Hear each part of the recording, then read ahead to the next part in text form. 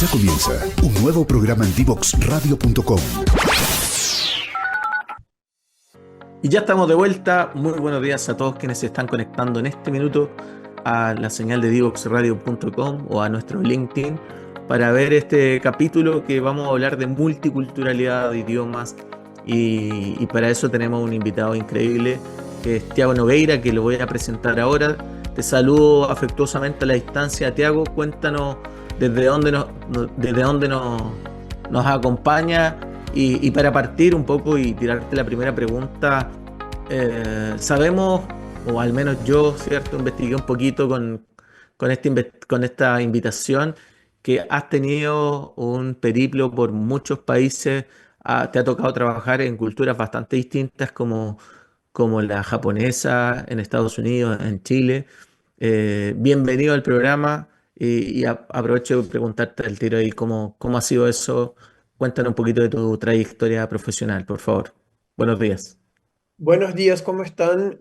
Primero, muchas gracias. La verdad que me sentí muy contento con la invitación. También me sentí honrado. Digamos que es la primera vez que me invitan a hablar de mi trayectoria. Entonces fue como, wow, me sorprendió un poco, pero súper entusiasmado y de poder compartir un poco de lo que fue esta vivencia. Les cuento entonces, todo empezó porque siempre a mí me gustaban los idiomas desde muy, muy temprana edad. Y empecé a estudiar japonés, tenía más o menos 12 años de edad. Tuve contacto con el idioma japonés mucho antes del idioma inglés, por ejemplo. Y entonces como que crecí un poco con eso y siempre tenía ganas de salir, ¿no? De conocer otros lugares. Obviamente mi prioridad cuando era más chico era ir a Japón, pero siempre también pensaba en viajar y punto, o sea, ir a otros lugares. Y entonces estudiando japonés, después ya con un poco más grande, no sé, ahí en el colegio, cuando ya tenía 14 15 años, se dio la oportunidad de irme a hacer un intercambio a Estados Unidos. Eh, Eso siempre es acá, con mi mamá siempre hablamos de que yo me fui a hacer un intercambio de un año y el viaje terminó durando 20 años. Entonces mi mamá siempre dice que perdió su hijo por el intercambio, pero me fui a hacer un intercambio de un año a Estados Unidos. Hablaba muy bien japonés, pero no me servía para nada en Estados Unidos el japonés en ese momento. Así que tuve que aprender inglés allá. Tenía muy poco, o sea, hablaba muy poco inglés. Obviamente tenía la base del colegio y todo eso, pero no hablaba. Y empecé a ir al colegio y saben que fue muy interesante porque yo aprendí el inglés como orgánicamente, no yendo al colegio. No tomé clases de inglés, sino que aprendí ahí a la marcha, digamos. Y fue bien loco porque yo veía que en 6 meses ya tenía así como un nivel intermedio de la gente que hace cursos en institutos y ya al año estaba hablando inglés, efectivamente. Entonces fue un proceso rápido, encuentro yo.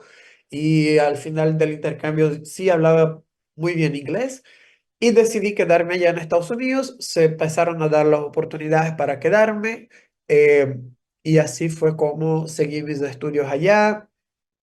Hice también, empecé a estudiar en la universidad allá, me metí a estudiar comunicaciones, que acá en Brasil sería como una universidad de publicidad. Allá los gringos le llaman como Communication Studies, algo así, pero en el fondo es eso, publicidad, marketing, todo eso. Y empecé a estudiar, digamos, salí, hice mi práctica, gracias, y ahí es cuando el tema de los idiomas empieza a empujarme, ¿no? Cuando salí de la universidad, en verdad yo diría que todos los trabajos que me he conseguido hasta hoy han sido más que nada por el tema de los idiomas. O sea, he ido a procesos selectivos donde a lo mejor había gente mucho más calificada que yo, con experiencia, con todo, pero no tenían el idioma y entonces yo me iba quedando en estas pegas, po. Y fue así desde un principio. Allá en Estados Unidos salí de la universidad, hice mi práctica en el Trade Center, que es una organización bien grande, no me lo podía creer, y entré ahí justamente por el tema del japonés. Entonces había un departamento que era el Asia Desk, se veía todo lo que eran llegadas de empresas japonesas allá en San Diego, que era la ciudad que yo vivía, y nosotros hacíamos todo el receptivo, los recibíamos, les orientábamos y todo eso en el idioma de ellos, o sea, en japonés. Y eso fue como mi primera experiencia, digamos, en el mundo del trabajo, que fue una práctica. Después de eso, eh, también gracias a idiomas, ¿no? Pero esta vez más que nada el portugués. em, Pude empezar a trabajar con una empresa de idiomas justamente, que es Cultura Brasil, que tú ya me contaste que conoces. Esta empresa ya sería en Chile. Bueno, parece que me salté algo. En Estados Unidos, después de mi práctica, yo empecé a trabajar en un banco. Y en ese banco, justamente me contrataron por el español. Los clientes que iban eran latinos, mayoría, y necesitaban a alguien que hablara el idioma. Y yo ahí hablaba el español, no tan bien, pero sí me manejaba. Ustedes saben que para nosotros los brasileños y para ustedes también, de alguna forma aprendemos más rápido. Y me puse a trabajar en ese banco, estuve ahí y estuve trabajando ahí como un año. Después decidí dejar Estados Unidos y ahí fue cuando decidí irme a Chile. Entonces estuve en Estados Unidos como 7 años en total y luego de ahí tenía una pareja, esa pareja era de allá de Santiago y cuando nos conocimos en Estados Unidos y de ahí nos fuimos a Santiago. Y en Santiago fue donde yo empecé a trabajar en ICB, esta empresa de idiomas. Eh, o sea, tuve también ahí, hice bastantes cosas, estuve a cargo de coordinación de cursos, después estuve a cargo de todos los temas de traducción y también un poco de las operaciones del centro, ¿no? Estuve ahí con ICB, fue una experiencia también increíble, pude conocer muchas empresas chilenas y ayudar a muchos ejecutivos también a estudiar portugués e inglés. Fue una experiencia bien enriquecedora. Hasta hoy somos muy amigos con las personas con las chicas de ICB. Y luego el japonés vuelve a ayudarme y decidí cambiarme de trabajo y postulé a Oracle, que es otro gigante, y postulé a la pasada. No, nunca me imaginé que me iban a llamar. Y por el japonés quedé, po. Y ahí entré a Oracle, estuve trabajando. Es algo bien también particular. Imagínate que conseguí este trabajo en Santiago y hicimos como una especie de call center para clientes japoneses, pero nosotros respondíamos los llamados allá en Uechuraba, digamos. Entonces, el tipo estaba allá en Tokio, su software tuvo un problema o él tenía alguna pregunta que no sabía de cómo solucionar, llamaba y contestábamos nosotros en Uechuraba en japonés, como si estuviéramos allá en el Japón y conversábamos con ellos y les solucionábamos los problemas. Entonces, fue también una experiencia bastante interesante de esto de vivir en Santiago, pero estar 8 horas al día hablando con y conviviendo con gente de Japón, respetando todas sus costumbres. También mi manager era también japonés, entonces era como bien entretenido eso de cuando entraba a la empresa, yo sentía que estaba en el Japón, salía y ya estaba en Chile, básicamente. Em, Después de Oracle, me fui por otro rubro, pero también por el tema de los idiomas. Em, Me puse a trabajar en una cadena de hoteles que hay allá en Santiago. Son hoteles muy exclusivos, se llama Oasi, están en varias partes de Chile. Y empecé a trabajar ahí por el portugués. Ellos necesitaban a alguien que hablara portugués y entonces me puse como a trabajar ahí con ventas más que nada para las agencias acá en Brasil. Y ahí de nuevo me veía yo sentado en Santiago en una oficina, pero hablando portugués todo el día, básicamente. Ya me había cambiado otra vez de país sin salir de Santiago. Em, Después de Awasi me fui a una empresa muy grande también que se llama WeWork, que hoy en día es bastante polémica. Eh, Tenemos hasta series ya sobre WeWork cuando me preguntan si realmente trabajé ahí, como que me doy cuenta de que vieron la serie. Y estuve en WeWork 2 años. En WeWork, porque ustedes saben, los startups, uno trabaja 2 meses y es como que estuviste ya un año, básicamente. Entonces estuve en WeWork 2 años y en verdad trabajé en ventas, trabajé en receptivo, trabajé en operaciones y al final terminé en el área de experiencia del cliente. Entonces fueron como 2 años y medio en que estuve ah, explorando diferentes áreas en la empresa. Vino pandemia y con la pandemia, bueno, yo siempre tenía el sueño de trabajar remoto, mucho antes de pandemia. Incluso yo en algún minuto propuse a algunos de mi trabajo, por favor, si me pueden dejar a trabajar de la casa. Y me miraban con una cara así de, pero ¿cómo? O sea, ¿de qué me estás hablando? Era como casi una broma. Eh, y con la pandemia yo vi que se empezó a hacer una realidad esto del trabajo remoto y entonces yo me dediqué a buscar trabajos full en esa modalidad. Y estuve en eso como un par de meses, buscando, hasta que llegué a Insense, que es la empresa en donde trabajo hoy. Es una empresa que empezó en Rusia, el fundador es ruso. Ellos contratan globalmente, es una startup, somos una empresa de tecnología en el área de contenido digital y postulé de nuevo por el tema del idioma, quedé porque necesitaban personas que hablaran inglés, pero buscaban contratar en Latinoamérica, quizás por los sueldos y también porque se han dado cuenta, y ya les voy a hablar un poco más de eso, de que acá hay mucho talento, muy bueno, muy buen talento, y especialmente también acá en Brasil. Esa empresa hoy ya, Insense, digamos, yo creo que un 30% de la empresa hoy es de brasileños trabajando remoto, o sea, porque ellos han visto como el beneficio de, bueno, pero también hay mexicanos y todo, pero más que nada ahora hay más, están siempre contratando más y más brasileños. Empecé a trabajar en Incense y también muy interesante, es startup, o sea, es siempre todo muy novedoso, muchos cambios, todo muy rápido. Y estoy ahí, empecé como Customer Success, es un cargo que ve más que nada la relación con los clientes. Y estuve tan metido en los temas de la empresa a fondo que con todo el insight que tenía resolvieron ponerme en otro cargo, que es un cargo de estratega creativo, y ahora yo estoy a cargo de armar básicamente las estrategias de las principales cuentas de la empresa.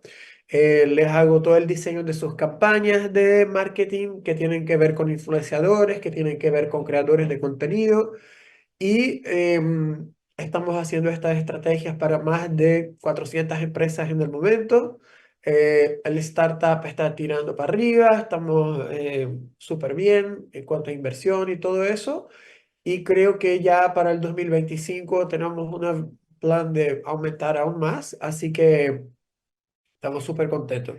Eso es a gran rasgos como ha sido la trayectoria. Podemos entrar a algunos detalles, obviamente, si ustedes quieren preguntar, pero en resumen más o menos ha sido como eso. O sea, entre medio de todo lo que les he hablado, he ido a distintos países por ratos. O sea, yo estuve además en Japón un periodo, porque cuando estaba en Estados Unidos, conocí a mucha gente de Japón y tuve también la posibilidad de ir allá a trabajar un periodo por invitación. Entonces, eso ocurrió. Además, también esta empresa Incense, que es rusa, después de la guerra con Rusia, ellos tuvieron que salir de Rusia y por mucho tiempo nuestra casa matriz fue en Estambul, en Turquía. Entonces yo ya quería conocer Turquía, ya quería irme como nómada digital y ahora tenía una casa para llegar, entonces también tomé esta experiencia y allá estando en Santiago, mientras trabajaba en WeWork, también en ICB y todo eso, eh, siempre me había gustado el tema de las ONGs, y sobre todo el trabajo voluntario con temas de refugiados. Entonces también tuve mi paso en el Medio Oriente, entre medio que trabajaba home office, hacía también estos voluntariados y ahí también pude estar viajando por todos estos países que hoy lamentablemente estamos viendo que están en guerras, pero gracias a Dios tuve la oportunidad de estar ahí en un momento de paz y entonces también pude tener experiencia trabajando en esas localidades más diferentes, ¿no? Así que eso ha sido,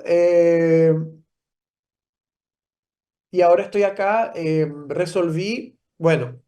Uno como nómada digital siempre está buscando, ¿no? ¿Dónde ir después? Y uno va pensando, ¿cuáles son los países que son buenos para el nomadismo digital? O sea, yo cuando busqué Turquía ya tenía ganas de ir antes de que INSEE se estableciera ahí, porque Estambul es un hub muy positivo para nómadas digital por temas de conectividad, de internet, de costos de vida, facilidad para adaptarse, todo eso es más europeo, es más abierto. Y entonces ya tenía ganas de ir y siempre uno investigando, ¿no? Y siempre yo leía, por ejemplo, Costa Rica es un paraíso para el nomadismo digital, Tailandia también va mucha gente. Entonces yo siempre buscaba, pero yo jamás iba a imaginar que iba a volver a mi país después de tantos años, o sea, todo esto se suma como unos 20 años, y yo me di cuenta que Brasil es un tremendo lugar para un nómada digital y también para empresas. O sea, estamos en un lugar donde hay mucha creatividad, la gente es muy creativa, muy flexible, muy comprometida, muy apasionada también. El brasileño trabaja mucho con la pasión, ellos se camiseta, o sea, nosotros nos camisetamos así, pero ya heavy. Y internet también a full en todas partes, lugares para trabajar, coworkings, cafés, o sea, tienes de todo y aparte de todo eso están las playas, las cosas entretenidas que el país ofrece. Entonces yo decía después, ¿cómo puede ser que estuve tanto tiempo fuera cuando yo tenía todo esto aquí al lado mío? Pero a veces uno tiene que salir para poder valorar a lo que tiene. Entonces yo ahora estoy haciendo mi nomadismo digital nacional. Estuve hace poco en Belén, que es sector Amazonía, digamos, más al norte, que también me sorprendió bastante. Ellos van a tener ahora el 2025, también van a ser sede de la COP. Entonces toda la ciudad está con muchos proyectos, muchas cosas pasando, mucha gente afuera llegando a Belén. Y estuve ahí trabajando como nómada digital como un mes más o menos y también lo mismo. Coworkings, cafés, mucha gente, gente de todos lados trabajando. Entonces, es un tiempo en que Brasil está floreciendo, creo. Hay muchas empresas de tecnologías llegando acá y hay mucha gente de acá que está trabajando para empresas de afuera. Como yo te dije, Insights hoy más o menos un 30% de la empresa es brasileña. Y así que hice todo eso para terminar volviendo al origen. Así que, y súper contento y aprendiendo también, ¿no? Porque tuve que reaprender un poco de mi propia cultura y de qué significa vivir acá y todo eso, pero ha sido también muy interesante. Oye, buenísimo. Te escuchaba, Tiago, y lo primero que reflexionaba, Tiago debe tener 70 años, porque con toda la experiencia y los años de carrera es un montón. Primero, además, lo otro que me llamó la atención es que si bien tú tenías tu grado, digamos, académico, haber estudiado formalmente en Estados Unidos, eh, entiendo que el último trabajo es el más cercano a lo que estudiaste originalmente, porque en todo lo demás hiciste muchas otras cosas, eh, y por lo tanto la palanca al idioma es igual o más relevante en tu carrera profesional que el mismo estudio basal que a uno le dice, bueno, hay que ser algo en la vida, entonces estudia algo para poder ser. Además es una carrera que tiene bastante uso en el mundo en general y en distintas circunstancias. Entonces también uno con esa versatilidad puede acceder, digamos, a distintos tipos de trabajo. Pero esto haber estado en Turquía, en Japón y haber entrado a un trabajo por el japonés. Y ahí, bueno, una pregunta cortita. ¿El japonés te gustaba por algún tema familiar, de influencia familiar, o porque te gustaban las caricaturas en televisión y te enamoraste de ahí de Japón? Yo empecé por ahí, claro, empecé con la mayoría de la gente extranjera, cuando se enamora de Japón, ellos parten por el anime o por el J-pop, que es la música pop japonesa, que también es bastante, bueno, allá en Chile más que nada escuchan música coreana, pero es como bien parecido. Y ajá, partí por esta cultura pop, digamos. Y ahí me fui profundizando. Pero como dijiste tú, o sea, en verdad, en serio, los idiomas me han abierto todas las puertas de profesionales. A mí nunca me han pedido un comprobante de estudios, nunca me han medido por lo que estudié, siempre fue como, por ejemplo, en Oracle, que ya fue una situación un poco absurda. Es una empresa, nosotros teníamos software y hardware.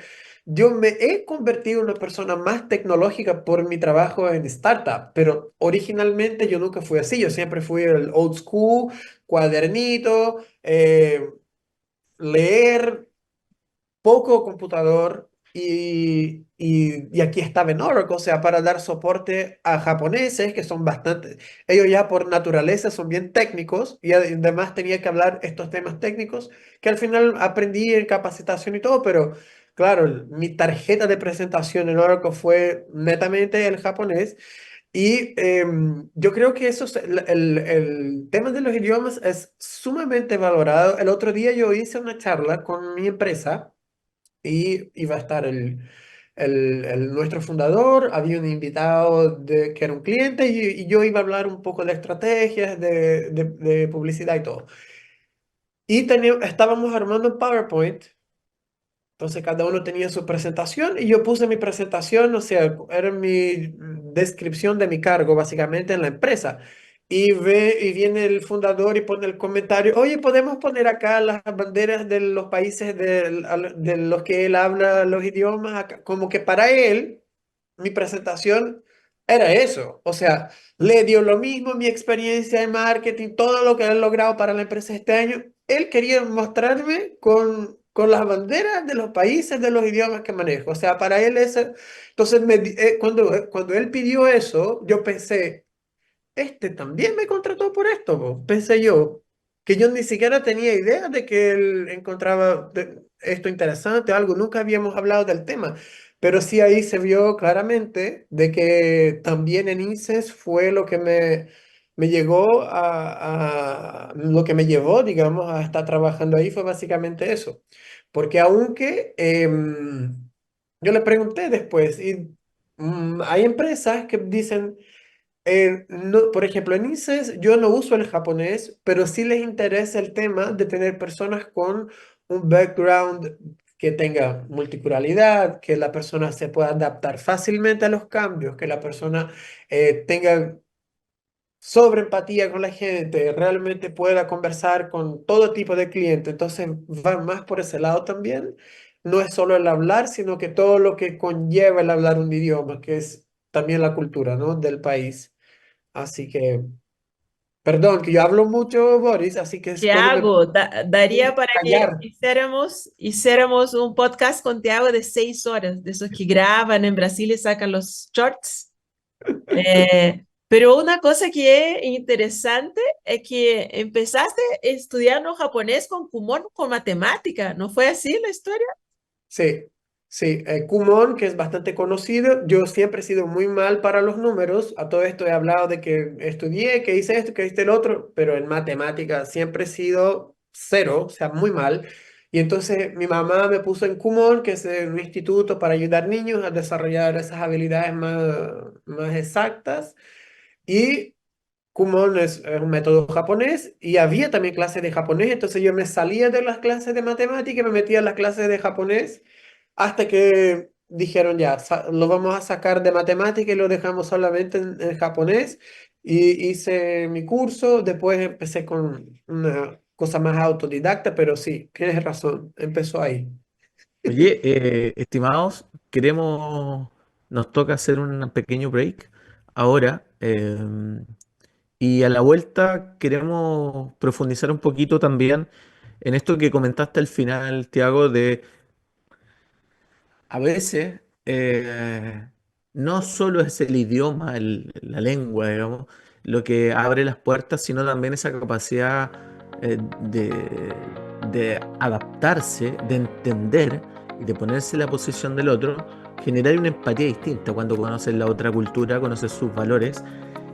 Y obviamente eso permite el encaje cultural desde la empresa, en este caso que tú estás trabajando, y obviamente me imagino también que tienes amigos en estos distintos países conocidos que también te hace acercarte. Así que vamos a un corto break y volvemos en un rato con Thiago Nogueira y que nos siga contando de sus periplos y lo políglota que es. Divoxradio.com. Codiseñando el futuro.